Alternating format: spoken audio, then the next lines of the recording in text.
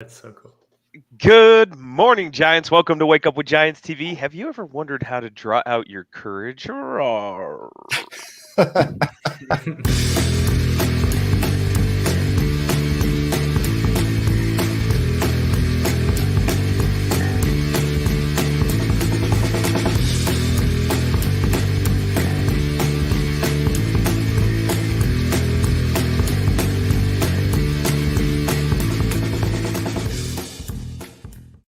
I need to work on my courage. So we got a guest today that's going to help us do that. Today's the Lions Gate. For those of you who don't know, it's 8-8. So Ryan the Lion is going to work on his courage and his roar. Maybe by the end of the show, I'll be able to actually scare somebody with that roar instead of that. We've already roar. got our first laugh on there. That's probably Hugh. It is Hugh. All people. He asked me what 8-8 means to me, and I Yeah. sent a little gift that said, "You get a portal, and you get a portal, and you get a portal." It was an Oprah thing. Yeah, Anyway, nice. good morning, Giants. I'm Ryan Morris, and as always, I'm here with our host, Nicholas T. Smith, who has been on vacay, but he's back now, and he's refreshed and looking as beautiful as ever. Yeah. Yeah. Ready to I go. look, Maybe, I oh, look maybe like it's what just I look like. the sheen off of his forehead, the light. There was this countenance, Nick. It was like, whoa. At least the green screen's not like printed right across here. It's like that's a good thing. Oh, shoot. I'm excited today for our guest. It's going to be an awesome show. You introduce. Oh, hey, you know what? If Yep. you haven't I signed up don't. for Facebook, now you do.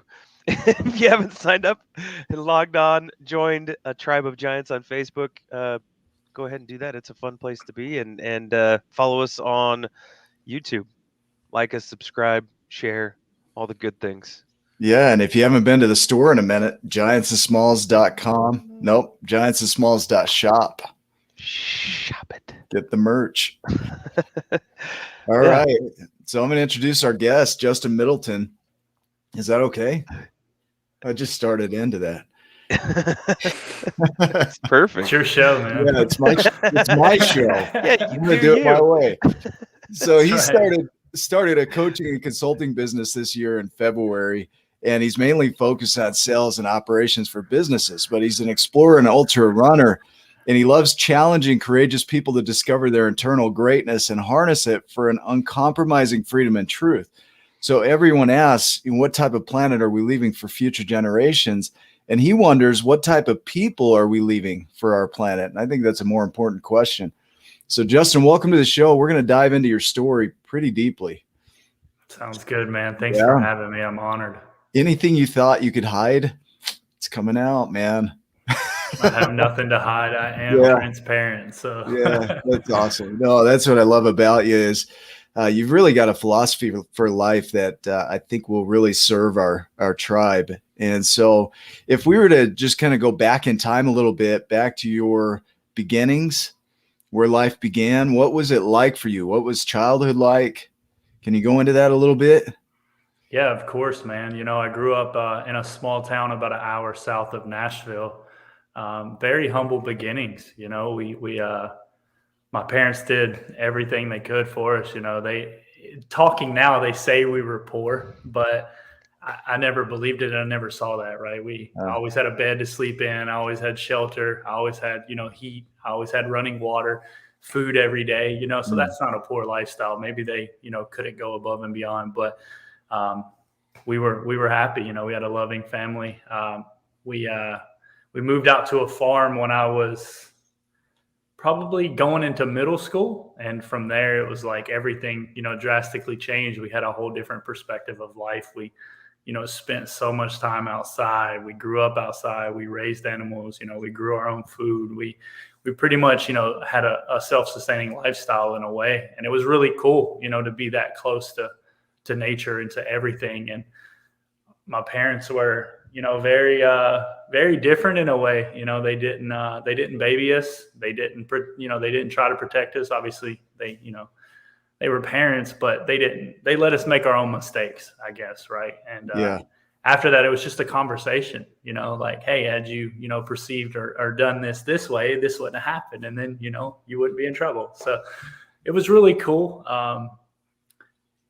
obviously as a child, you don't see it that way, but hindsight now, like I would not change anything about my childhood. It was really cool to experience and to live that way. You know, we weren't babied. We weren't, when we were hurt, it was a big thing my parents always say, and it stuck with me to this day. You know, when we got hurt, it was not, are you okay? Or, hey, what's wrong? It's like, hey, pay attention. Like, had you paid attention, that wouldn't have happened. And it's something that I still use to this day. Like, pay attention. You know, I cut my finger the other day, cooking, and I was like, yo, if you were paying attention, you wouldn't have cut yourself. Right. So Yeah. I have a different take on that with my kids. So when they get hurt, I congratulate them. I celebrate it. And they're like, you're weird. What are you doing? And I say, you're out there taking risks. You're out there doing things that you're scared of, and you're getting hurt. And that's awesome. And, you know, part of that awesomeness, like you say, is paying attention, because that's where things really shift in your life is your awareness. So I love that. Thank you. I mean, if you look at this, the reason we ask that question is because everybody has a different start. And it really doesn't matter where you start. It's where you decide to go, or where you come from, not necessarily where you came from, but where you're coming from internally in the journey. And so my question would be, from there, like in the childhood, you had a fairly normal, like what you say is a normal childhood. And then you took some other paths. Can you talk about that? I sounded like Christopher Walken. You took some other paths. Need some more cowbell. What do you mean past? I don't know. Like, tell me more about your life growing up, like after childhood. Yeah. So, you know, I was always a free-spirited person, you know, honestly, since I could remember, since I was a kid. I always wanted to be on the go. I always wanted to be away. You know, it was so strange. Most kids want to be with their family. I was trying to get away from them. And it wasn't because I didn't love them, but I knew there was so much other things to experience out there. Like, I always enjoyed talking to people. I always enjoyed just meeting random people. It was so fascinating to me. You know, my mom said I would go missing in the grocery store, and she would come around the corner and I'm standing there talking to some stranger. Right. Yeah. So I always wanted to be on the go. I just had like a Jesus moment where they couldn't find him for a few days, and then just, you know, randomly found him teaching all kinds of people. That's what I just thought of in my head as you were in the grocery store. You just strike up conversations with whoever, and boom. And I still do it to this day. Awesome. You know, I talk to random people all the time, every chance I can get. You never know, you know, what their backstory is, what you can learn from them. But when I was going through high school, the big thing is college. What are you going to do after school? And I was like, I never liked school. Honestly, I don't like any kind of constructs. I mean, I know that they're necessary and they're parts of life, but to a certain point, I feel like there's so much truth outside of what we see on a daily basis. Right. So I never really planned on going to college or doing anything after school except for traveling, and moved out west for a couple of years right after I graduated with some people. And it was just like as much experience as I could get. You know, we were supposed to be going to a trade school. I was like, yeah, right, that's not going to happen. But I was just out there to get experience, man, to live and see the mountains, to meet all these amazing people, and to see what came up. And I learned so much. And over time, like, I've always been one of these people where I will fully immerse myself into something or into a project or whatever it is, and I learn as much as I can. And I'm just like a information junkie. Like, I just want information, everything, teach me. And then I get bored when I hit that plateau, you know, and I transition to something else. And that's how I've had, you know, 20 different jobs probably in several different industries, every different kind of industry you can think of. But I was just trying to see and learn and have perspectives from all of these different, you know, facets of life. And that's given me a wealth of knowledge and a plethora of knowledge now that I can serve people in a different way. You know, when I'm speaking to people and they're like, you know, this is what I do, or this is what I'm going through, it's like, yeah, you know, when I was 19, I had a job doing this, and like, I know exactly where you're at. So it really allows me to be very universal and very connected. And, you know, when you and I spoke personally, Nick, we talked about the pawn shop, you know, I got in that industry for a while, and amazing industry. It was fantastic, but you have to know everything. You have to Yeah. know a little bit of everything, or you have to be willing to learn on the fly, right? So I absolutely fell in love with that journey. Spent several years doing that, and that was right before I moved to Florida. And I came here on vacation, and then decided I love Florida so much. I went home, I sold everything, and then I moved here 2 months later. Let me ask you, ever because since. I know some things about you, and how open are you willing to be on the show? Let's go. Let's go. I'm transparent, man. Yeah, let's do it, because I think this would really serve people, because there's this path that, and I think a lot of us do this as we talk about the things that we want others to hear. There's this level of acceptability, but then there's this other side of us that we don't show very often. And there's a part of Justin that I know about that is very powerful in your story that wasn't as light, that wasn't as easy. And can you go into that? Can you talk about that a little bit? Yeah, absolutely. So, as I was growing up, I noticed that I was kind of an outsider in a way. Like, I could talk to people, but in a way I was an outsider. I enjoyed more of like perceiving how the conversations were going, how, the body language was, why it was the way it was. I was always studying people. And I realized it was like really hard to like truly connect with people all the time. And as I got older, I was like, this is going to be a problem. This was just kind of an awareness I had. I was like, this could be a problem. I'm not going to have like any friends. Like I have a friend still to this day. And I literally grew up in diapers with him. My mom, his mom knew each other when they were kids. Him and I are still friends. So I always had him, but when you're a kid, you think, oh, you're not cool if you don't have, you're not friends with everyone. So I found a way to almost connect with people, right? And it was through alcohol. It was a big thing, right? Where I'm from in the country, alcohol is just normal. And I felt like it slowed me down enough and gave me that connection with them, right? And then I was having these random conversations, and I was just enjoying the time in the moment. But anything that I do very obsessively. It doesn't matter what it is. It can be anything from running to working out to riding a bike to cooking to anything. Like I obsess over whatever it is. And I took that obsession and kind of ran with alcohol, and it became a problem, right? And I realized, I was doing it a lot. Every chance I could get, I was constantly drinking, and I loved it in the moment. And then obviously, there's a whole other side of things that come with that, the troubles, the headaches, the waking ups and not remembering. It's like all of that comes with it. Right. And one day I had just had enough, right? Some bad stuff had happened. I had just had enough, and I woke up, and, I had probably been drinking for like 8, 9, 10 years or so. Not real heavy, probably real heavy for like 5 or 6 years.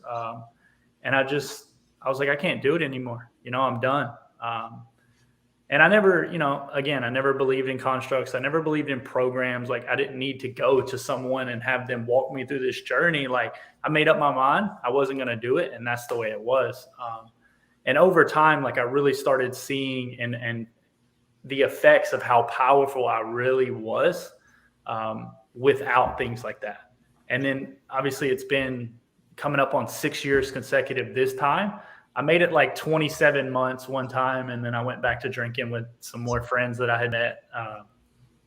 And then I realized like in 2 months, hey, this is going to go right back down that same slippery slope. So I quit. And it's been 6 years, coming up on 6 years this time.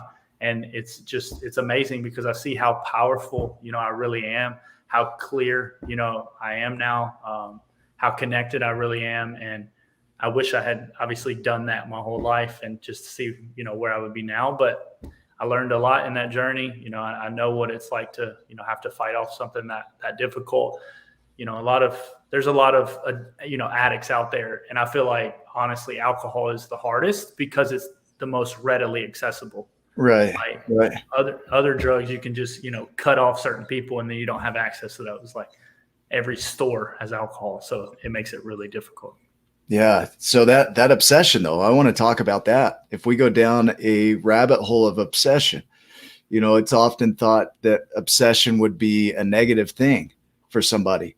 And you go down the road of alcohol and it could be, right? But then you go down the route of ultra marathoner, and people are like, you're amazing. And it's Yeah. still obsession. So Mhm. it's like, and even the obsession of not doing something, right? Being obsessed with not doing. And so I want to talk about obsession, and as a tool that could really, I think, serve people in a way. It's something that you could really focus in. I use the giants and the smalls as an obsession. It gave me something to focus on, and people look at it and they're like, oh, that's a good thing. Well, if I was doing that with alcohol, somebody might say, well, that's a negative thing. Mhm. So how do we distinguish? Do you have some thoughts around that?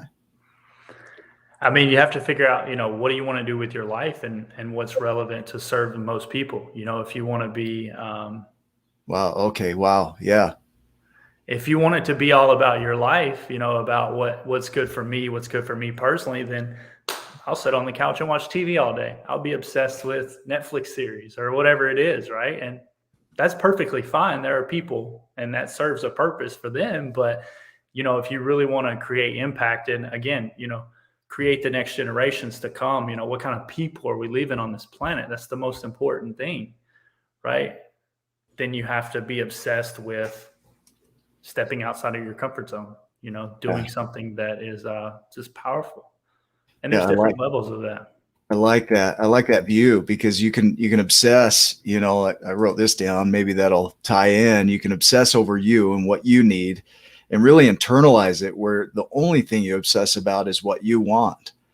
Or you can obsess about how it could impact others in the world that you're leaving, right? The social impact. And I feel like sometimes it has to be one side of the coin to get you to the other side. Sometimes you have to obsess over what's good for you and get yourself in a good place so that you can serve people properly. I've yet to flip a coin and have it land on the edge. Yeah, not flip That one. doesn't happen for you, Nick? Yeah, no. I mean, you talk about flipping the coin, you're just obsessing from one area to the other, and it's usually not both. Usually don't obsess over two things or three things or multiple things at once. No, yeah. So what I'm saying is, like, sometimes you have to be self-centered. You have to work on yourself. You have to be obsessed with getting yourself to a good place so that you can get to that other side of the coin and serve others. Yeah, right? Thanks for clarifying that. Yeah, I'm on a different direction there. Yeah. No, that's perfect. Mm-hmm. So tell me about that. Coming out of that alcoholism, just 6 years sober and completely dry, not even a sip. No. Right. No. And it wasn't, you didn't go to AA, you didn't go to any groups, you just decided, I'm going to do that. And then, yeah, just like that. And in that, there was some power. Now that may not work for everybody. Some people, they may want to lean on a group, and that would be okay too. Whatever serves you. But taking that obsession and turning it into something else, right? Mm-hmm. Tell me more about that. Like, how did you shift that? Where did it take you? Kind of what did it wake you up to is more probably the better question. Yeah, that's a long journey, right? So, for the first, week or so, I didn't do anything. I slept a lot, I did absolutely nothing. My body was going through a huge transition phase. And, a lot of people would think, oh, laying in bed all day is not a productive day. And it's like, well, maybe not in certain situations, if you've got family and things going on, but if you're in such a big recovery phase and your body's going through this huge transition, sometimes it's the best thing for you. Just don't get out of bed. You can't do much. Just make sure you got some fluids and just lay there and just go through the journey. Sleep all day. You can't make mistakes if you're sleeping, right? So, for the first week, I didn't do much. And then I slowly started transitioning back into life. And of course it's a challenge, but you just have to realize, what people in your life were there to serve you and what people in your life were there to, because of whatever it is, the alcohol. What people did I have in my life that were there because of the alcohol, and what people had been there the whole time, right? So just kind of started looking at this, and I started just removing certain people from my life. And like, it's a tough pill to swallow. You've been hanging out with these people, pretty much nonstop for years, and then you just kind of go MIA, like, yeah. It's just not part of what I want to do anymore. And they really can't understand it. And I think that's where a lot of people may struggle, is with that conversation or with that disconnect. Being okay with it. Ryan, can you pull up that last comment? That one. So it's okay to sleep and listen to your body, especially when detoxing or moving through emotions into another phase. Like I go through that where there will be times that my emotions, I'm moving through emotions, and I'll go into a really heavy emotion. And one of the things I've learned is don't do anything with it. You don't have to change it. Just let it be what it is. Because what I know about the body and life is it will move on its own. There's nothing for me to do. It will move. And then when it does, re-engage. Yeah, I always tell myself, this too shall pass, right? This too shall pass. That's big when I'm running. Like you go through these phases, big ups and big downs when you're in these runs, especially when you get in, these 18, 20, 30 miles. Like your body can shift in just a mile. You can go through some very deep channels, but all you have to tell yourself is this too shall pass, Yeah. Like you're going to come back up, you're going to feel great. And then guess what? You're going to feel bad again. So just enjoy it and go with it. Like do what you can right now. All things pass. Just to give a sense of what you do, because you talk about running, and when I think of running, like I think of running to the end of the block, or you know what I mean? And when you're talking about running, you're talking about ultra marathons and pulling that courage from within to keep going. Can you tell us a little bit about what you do and kind of the process of that? Yeah, so it actually started as like just a random thing that popped up on my phone, and it was the David Goggins 4x4x48 challenge. I don't know if you're familiar with it. He does a challenge every year where you run 4 miles, and it's a charity event. You raise money for a charity, and you just run. But you do 4 miles every 4 hours for 48 hours straight. So we started at like 6 p.m., 10 p.m., 2 a.m., 6 a.m., 10 a.m. And then you just cycle that for 48 hours. Wow. And I don't even remember why. I was on my phone. It came up and I was like, I'm doing it. I didn't even think about it. I just said, I'm doing it. And I wrote it in the chat. I'll be there, because that was my level of commitment.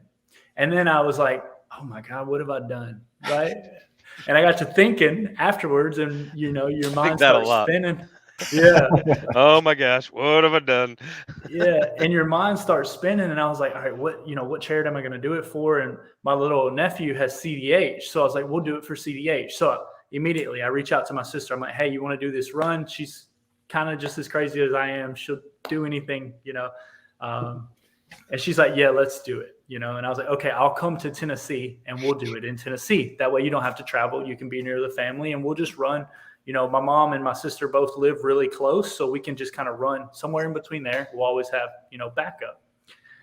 So I show up and we start this journey, and it was amazing. And I had tried to train beforehand a little bit. I hadn't ran in a while. So I started training a little bit. Well, I ended up running too much, and I got shin splints, and I couldn't get them out. So I go up there and I have like these severe shin splints already. And she's like, are you really going to do this? And I'm like, yeah, like I already committed. Like, we got to do it.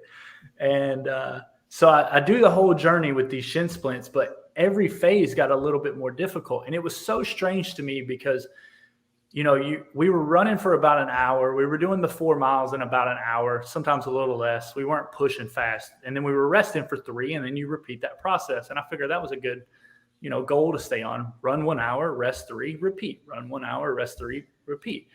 And in those 3-hour rest periods, like I could barely move. I could barely, like my legs were so locked up. My knees were hurting. I was a lot bigger at that time. I had been gaining weight, working out. And it was so fascinating to me because no matter how I felt, and especially in the second phase, like I was barely walking around sometimes. And everybody, my family and my girlfriend, they're like, why are you doing this? And I'm like, just to see what I can do.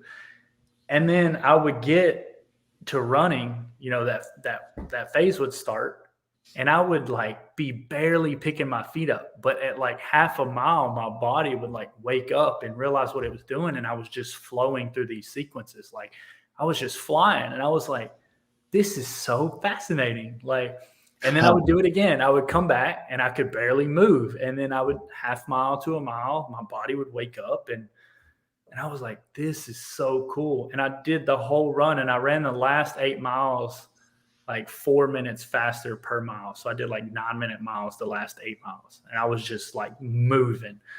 And I was like, it's almost over. Like, let's see how hard we can really go. And just when I got done, the feeling of being able to do that, feeling like that, I was like, what else can I do immediately? I love this. Like, you are hitting on some gems of gems right here. I remember some of my best sales months looking at sales were when I would say, let's see what I can do. And it wasn't about a goal. I'm going to hit 10 this month or 20. It was about, what can I do? If I really push this month, what could I create? And what if you gave up at the half a mile? Yeah. Or before it, you never would have.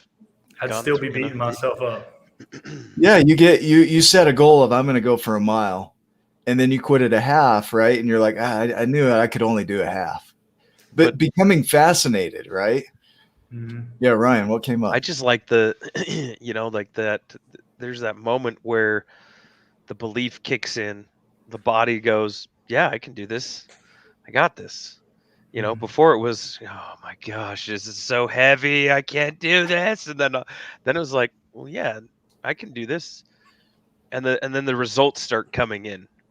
Yeah. But in life, if we stop before the results start coming in, what are we missing out on?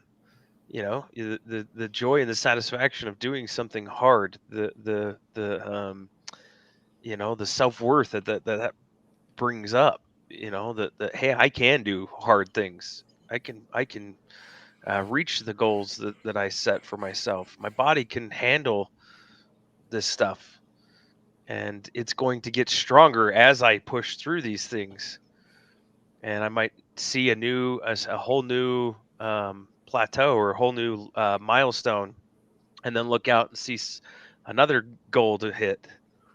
That's anyway. That's kind of the things that came up for me. I've got a question that's a rhetorical. It's going to go along with what you just said, Ryan.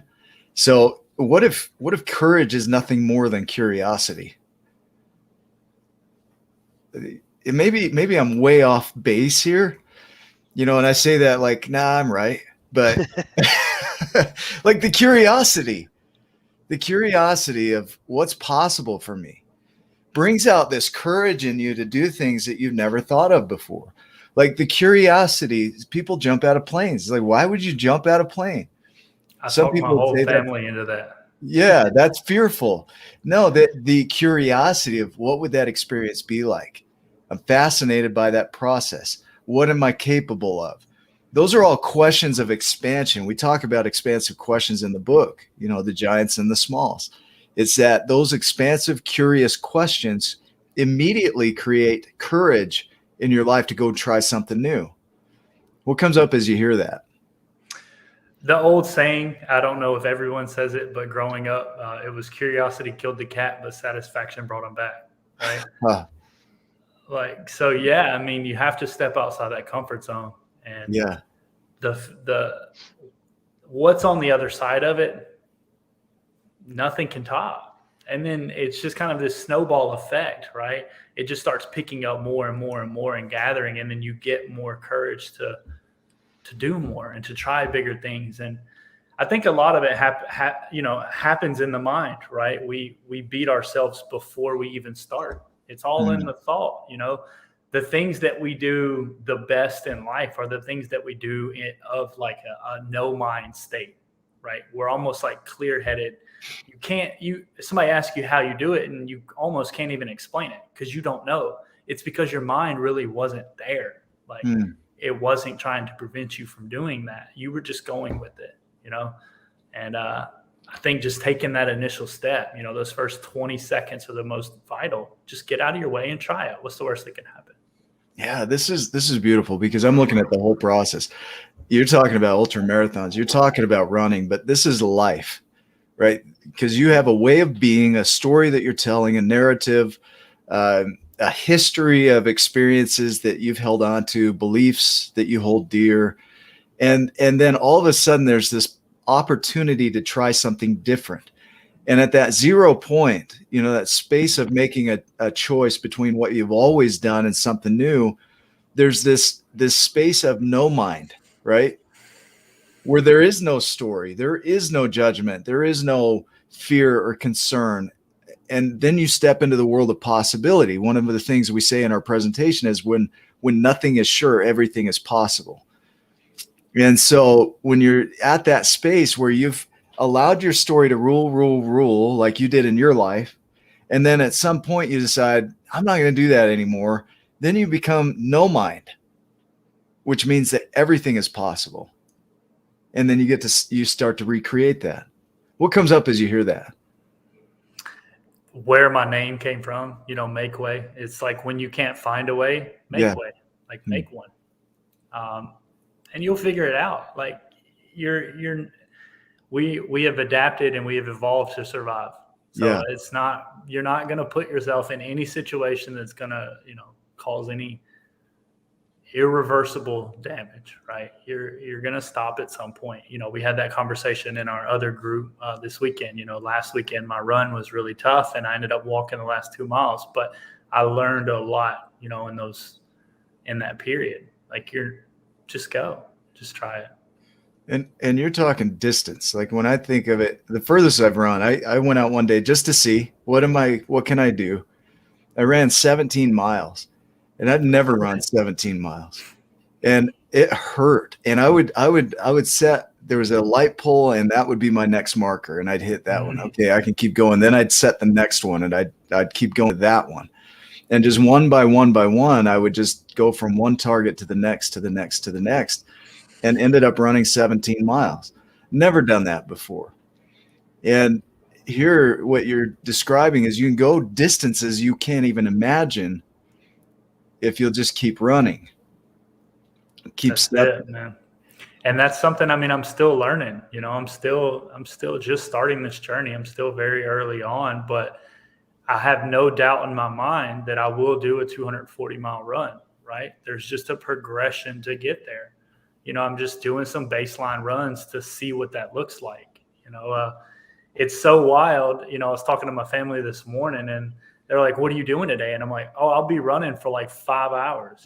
All my runs on the weekends are 5 to 8 to 9 to 10 hours long. Yeah. I spend an entire day running. But that's what I do. Like, that's what I enjoy. I love being in that space. We spend so much time, behind computers and on our phones and, interacting with people, but we never really step aside and recharge ourselves, and that's what I do in those spaces. Or we trade in the world. We trade our time for somebody else's dream. And then we spend our day doing that. And what I'm hearing is you say, I'm going to run a 240-mile run. And I have this story that comes up in me is like, are you almost the F word there? Are you kidding me? Like, I don't think I have this story that says I would never run that. You have a story that says I have no doubt that I will run that. Mm-hmm. I have a quote here right in front of me. It says the key in letting go is practice. Each time we let go, we disentangle ourselves from our expectations and begin to experience things as they are. That's Sharon Salzberg. And as I hear that quote, and I think of what you just said, is the expectation is the story. Well, then based on my story, there's no way I could do 240. But based on your story, there's no doubt you can do 240. So which story is the right story? Because we all have similar bodies and, there's this possibility that within each of us, we can do great things, giant things, but our expectations and our stories, like you said, get in the way of us even trying it. Like we defeat ourselves in our mind before we even begin. Yeah, it goes back, honestly, that quote that just popped up from that Facebook user, visualizing the finish line. What's your finish line look like? And then from there, you can work backwards. And it's funny because when I run, I visualize that all the time. And people that I pass or that see me out on the trail probably think I'm crazy, but I'll literally run with my hands up in the air and I envision the entire time like I am passing that finish line for 240 miles. like I have that experience, and I just got cold chills running through my body thinking about it because I have that experience so much. Like I know what it feels like, and now I know it will happen. Like I'm just working towards it every single day. So what does your finish line look like? Hugh just mentioned fractals, and I'm going to tie that in. Mandelbrot's equation, the fractal model, right? That it's mountains without tops. Like one person's possibility might be a mountain to them, but a straight line for somebody else. It's easy, you know, but for that person, that's their mountain. And so nobody else gets to decide what our mountains are. We do that. And so, but when you climb one, then you start to ask, well, what else can I do? And another one opens up. Yeah, now you got me going. So the idea of a fractal is it's a self-similar pattern that's repeated, and it creates complexity. And so if we're able to do one thing, if you can run 240 miles, what else are you capable of? If you can run 40 miles, what else are you capable of? Well, I did that. What's my next mountain with no top? You know? Mm-hmm. What comes up? Absolutely. Yeah.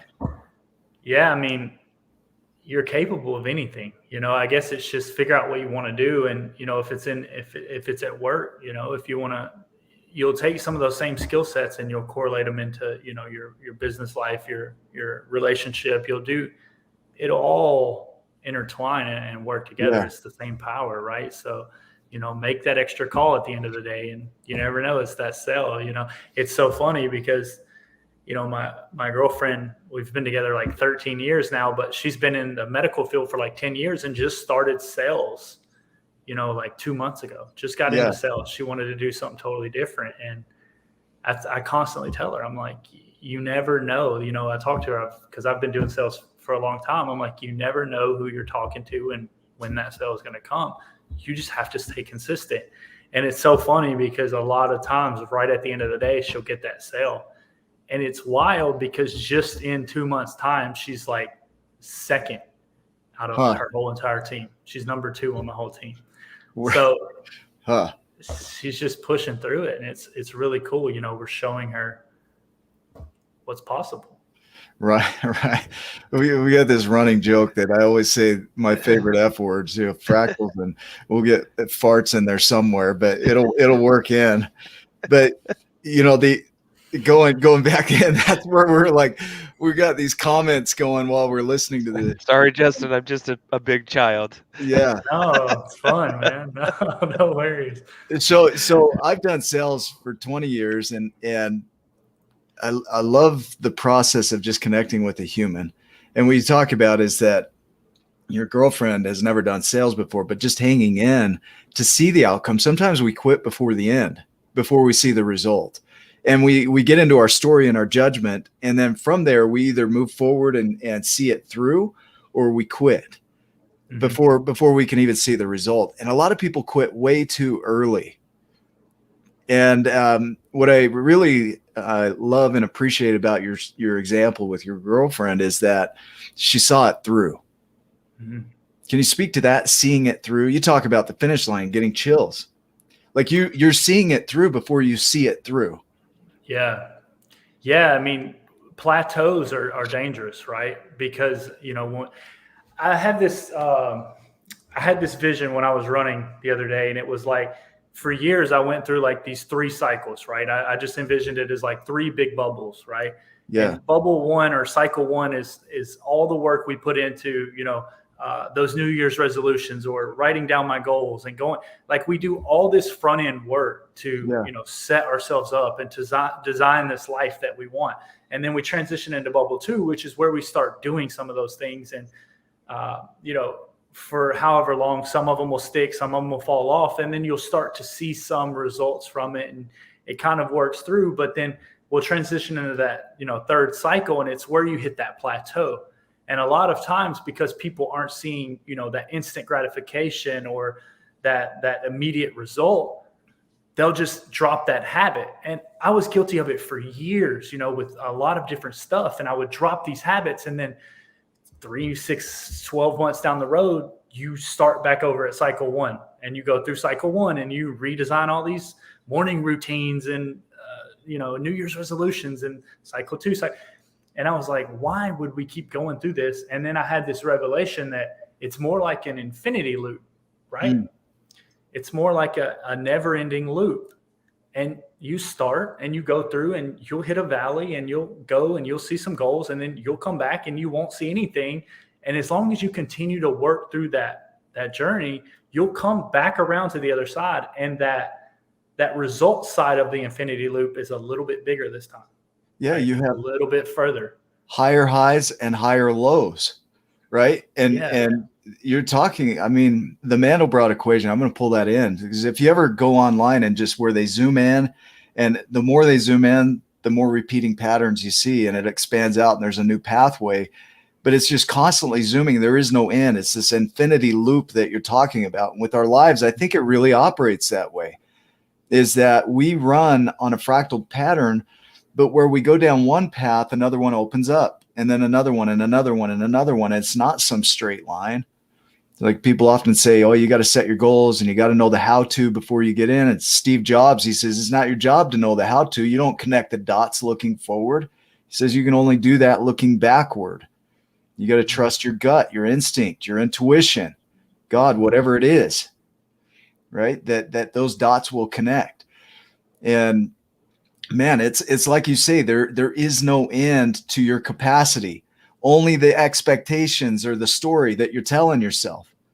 Like what Justin can create, I'm on a soapbox here a little bit, compared to what somebody else can create. Justin creates what Justin creates.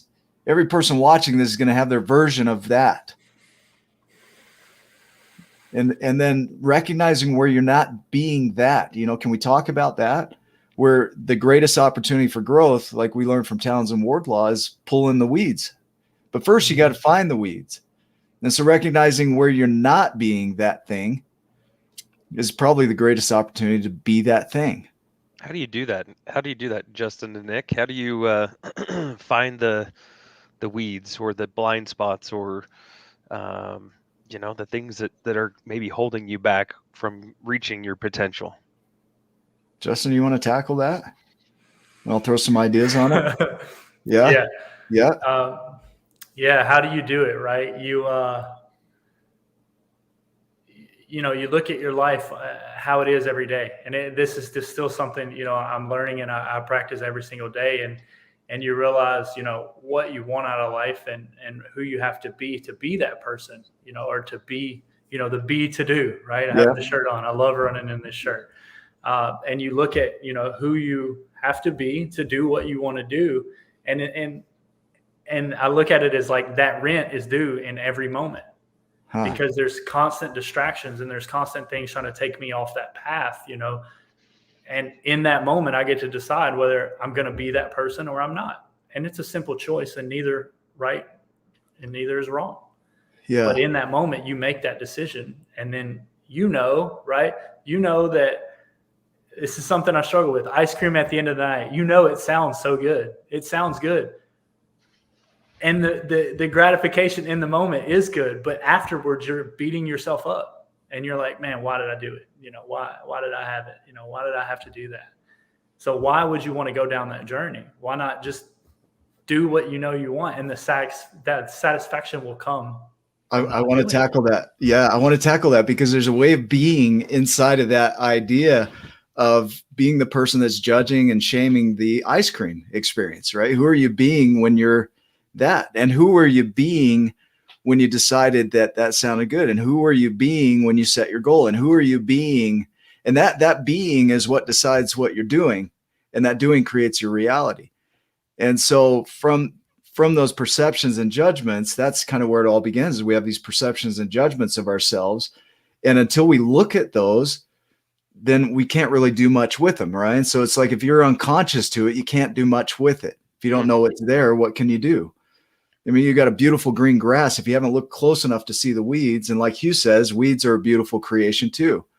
And they absolutely are. We wouldn't have them on this world, in this world.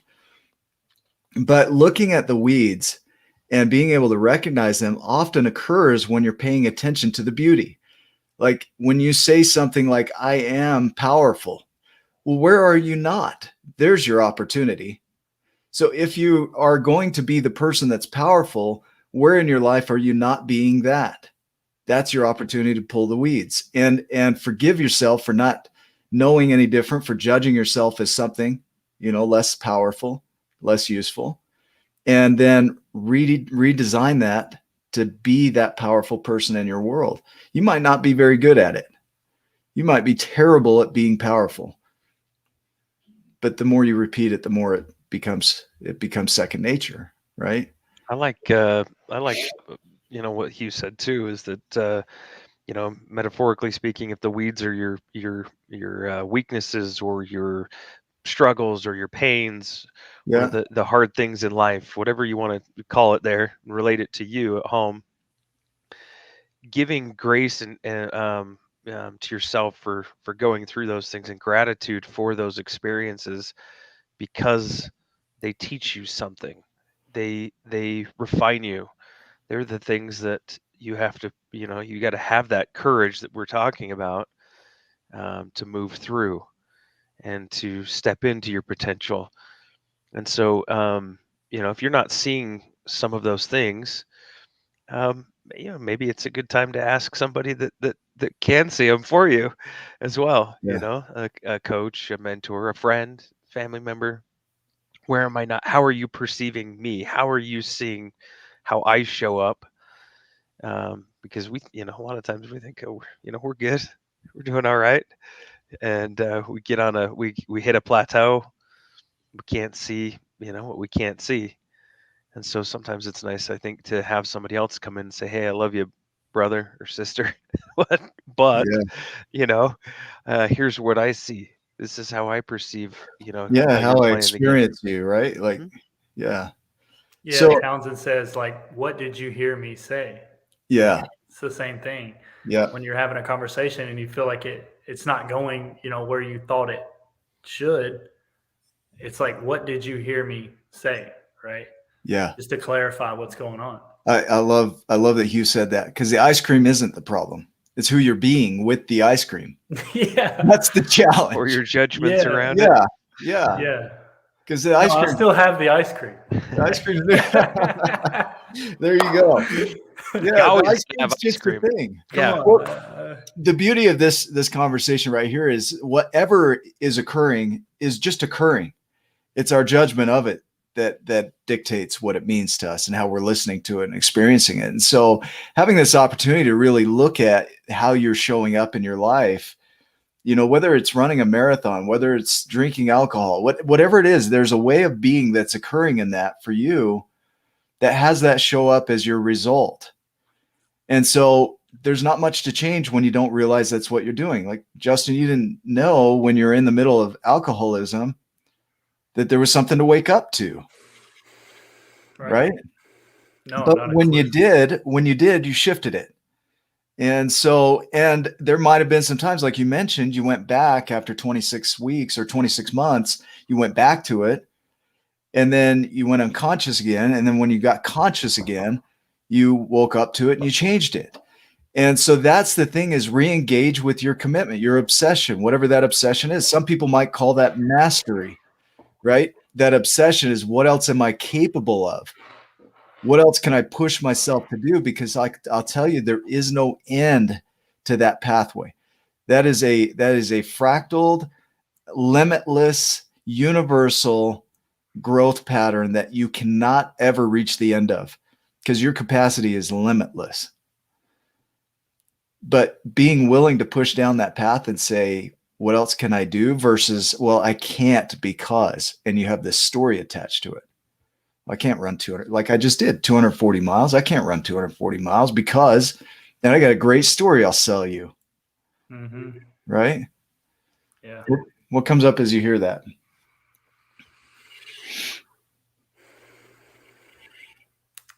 It's, we see these people, do these great things. And it's funny because you say that to me, I look at people and I'll have the same thoughts, right? Yeah. Yeah. Whereas, like, how in the world are they, pulling that off? And yeah, it's fascinating because we all have the potential to do that. It's just getting out. I always say, get out of your own way and just do it. Just go through it, and find your breaking point, and then work from there. And work back up to there. I'm constantly working through this. I'm constantly trying to get better in some way and push my boundaries, and just create an amazing life that will impact others. And Yeah.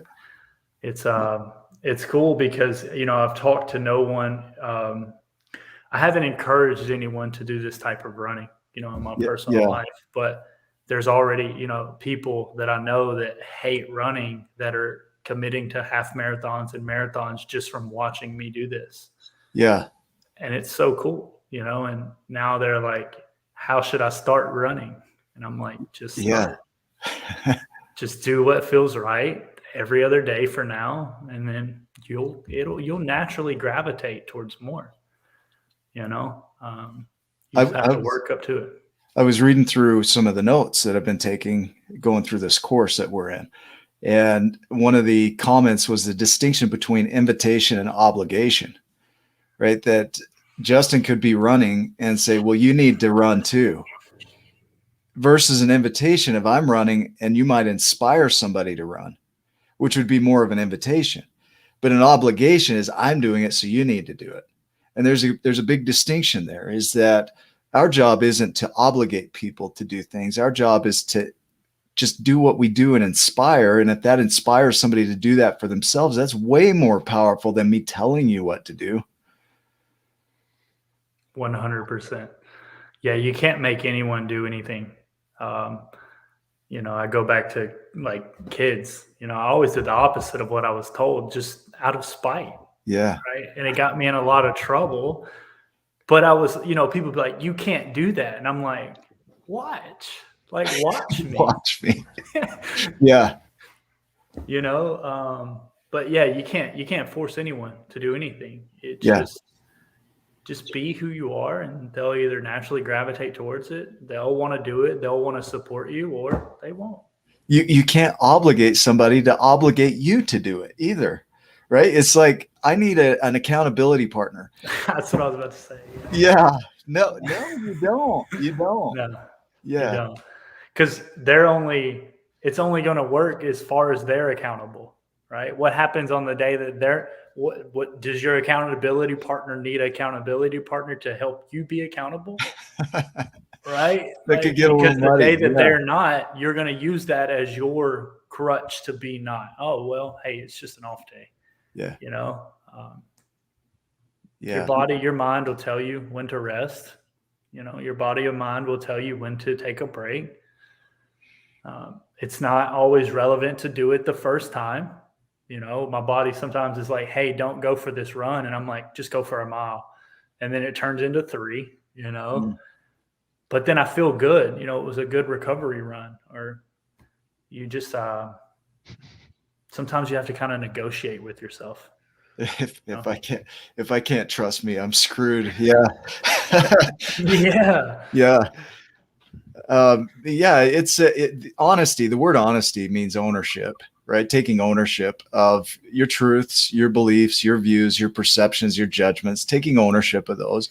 That could be really challenging for people, because it would be easy to put it over on somebody else, something else, some experience, and then create a story around that where it's all about that versus personal responsibility. And the Giant's journey is all about taking ownership, whatever that looks like.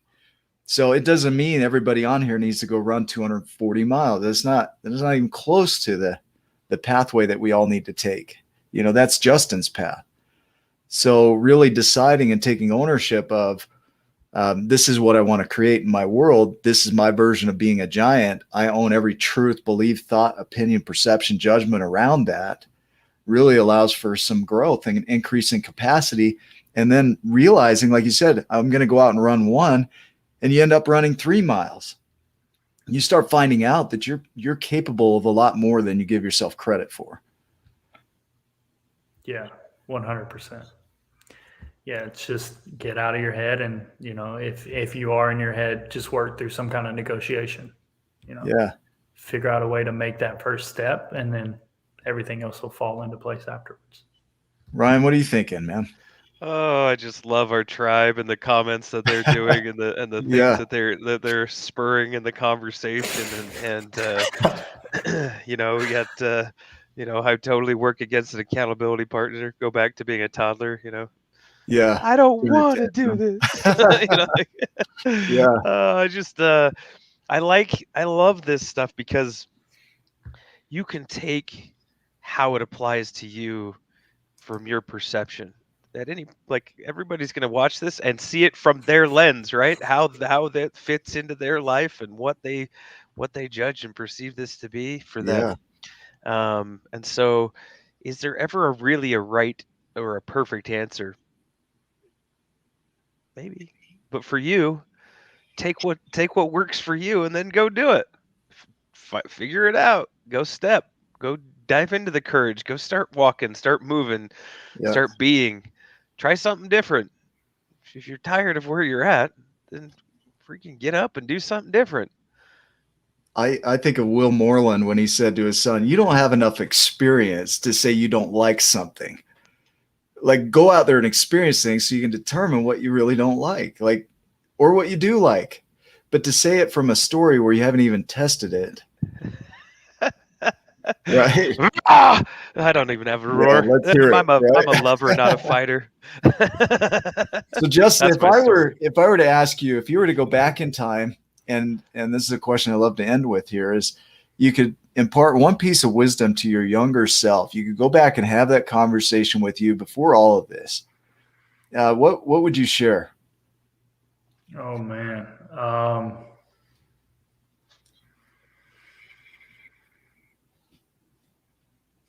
This quote is the only thing that comes up. This quote right here that lays on my desk. All right. And it would be the thing I told myself and hope that I could recite by now. But it says, when the basis for your actions is in inner alignment with the present moment, your actions become empowered by the intelligence of life itself. Yeah, will you do that one more time? Man, when the basis for your actions is in inner alignment with the present moment, your actions become empowered by the intelligence of life itself. Man, I hear that a certain way, that when we align our life, then the world kicks in, the universe kicks in, life kicks in to support that. What do you hear in that though for you? Why is that so impactful for you? Because the present moment is all we really have, right? Like I said, everything is due in that moment. The choices are right then. And as long as you're coming from, a genuine place and you're leading from your heart and you're doing what is truly right for you, the people, the places, everything that is supposed to be in your life and where you're supposed to be will happen. You'll be there. Yeah. You don't have to try and, fake. You don't have to try and be someone that you're not so that, these people will talk to you or these people will be around you or, this is what I think my life should look like. So I have to, mold to just be yourself, and I feel like that's becoming more relevant in our society, right? There's a lot of transitions going on in life right now, but one big thing that you see is people are really being themselves, Yeah. Man, and it's yeah, keep going. Sorry. Well, I mean, it's called like trends, you see people doing these and it's like, why would they wear that? You have that judgment or people have that judgment or you'll hear people say, why are they wearing that? And it's like, that's them. They're being themselves. Like that's the best version of them for this life, and everybody serves a purpose. So just be you and everything else will happen, and it'll feel more natural, I think Jim Carrey's got a lot going on about that. Depression is your avatar telling you it's tired of, being that person. And he's talking about that a lot now. And it's really cool. He's got a lot of crazy looks, but it's really cool to hear him saying that. He's tired of playing the character Jim Carrey. Like that's not him. Yeah. And there's a social cost to that. Like there's a social acceptance of when you be you might no longer fit in with society. And be okay with that. Yeah, it really is an individual choice in there. You know, Ryan, you and I shared with you a while back kind of a vision or dream that I had about the past, present, and future, and that there's this glass lake, right? This idea that we are all on boats in a way, and we're leaving this wake behind us. And in front of us is just glass. There's nothingness. It's not there. It doesn't exist yet. It's all possibility. And the only thing that exists is the wake behind us. And that all occurs in the present moment, and how some people will join their wake to another person's wake or another group's wake, and that becomes their purpose, which is okay too. And it causes a pretty big ripple behind it. But as far as the future, the out here, it doesn't exist yet. It's all possibility. And a lot of us go from the space of, I need to know what the future holds. Well, the future holds possibility. It's not set in stone. What's set in stone is the wake, what you left behind with what you did with the present. So basically, as you are your boat and you are joining your wake to something else, or you're creating your own wake, you want to see where you're at. Look at the wake that you're leaving behind you. If you want to see what you're creating in your life, look at that wake, because that's what you're creating. The future, that can change at any moment. If you don't like your wake, change your future, change your possibilities and what you're choosing in the present. You remember that, Ryan? Mm-hmm. Boy, do I. That was a great thing that you saw there, and inspiring too, because it's I don't know, it made me think about how we create our future from our present. And that the possible, I mean, this is just repeating everything you said, Yeah. but No, it's good. But for me, I just see myself as in the present, I create my future. How I be now dictates my creation in the future. The past is my experience to help me, to learn from the pitfalls or the experiences that I went through. But I get to choose. I'm that tip of the spear. I get to choose what it looks like for me in the future. And I can grab from everything, from all possibilities. So that's all. Yeah, I love it. You are the vessel. Everything flows through you. Like you said in your quote, Justin, that's what I envision, is everything flows through you when you align with your purpose. And that purpose is all made up. That's the thing that's so crazy, is it's all made up, and there is no limit to what you can be as a purpose. And so what other thoughts do you have as we wrap up here? I'm sad it's over. You know, I could do this all day long. This is a lot of fun. Yeah. You know, for me, it's, you know, what feels right. You know what feels and resonates with you. Do those things. If it's something that doesn't, don't. See what happens, you know, but just be. Yeah. If you're not following Justin yet, follow him on Instagram. That's where he does most of his work. And so Instagram.com // I said floorward smash, MAYK_way. And so go check him out. Have a conversation with Justin. If you haven't done that yet, if you haven't had that opportunity, then reach out to him and have that conversation, because he's powerful. And so any other thoughts, Ryan? I'm just grateful for you showing up today, because there's some synchronistic type things that had come into my world and my space in the last week. And we hit on them. We hit on a lot of them. And ripples was one of them. Being you, just being, however that looks, going with flow, and having that courage to do those things and to step into your potential. And so I appreciate you hitting on those. It also reminds me that God and the universe is there to support, that that there's other people as well. So if you don't believe in God, that's okay. If you don't believe in the universe, that's okay too.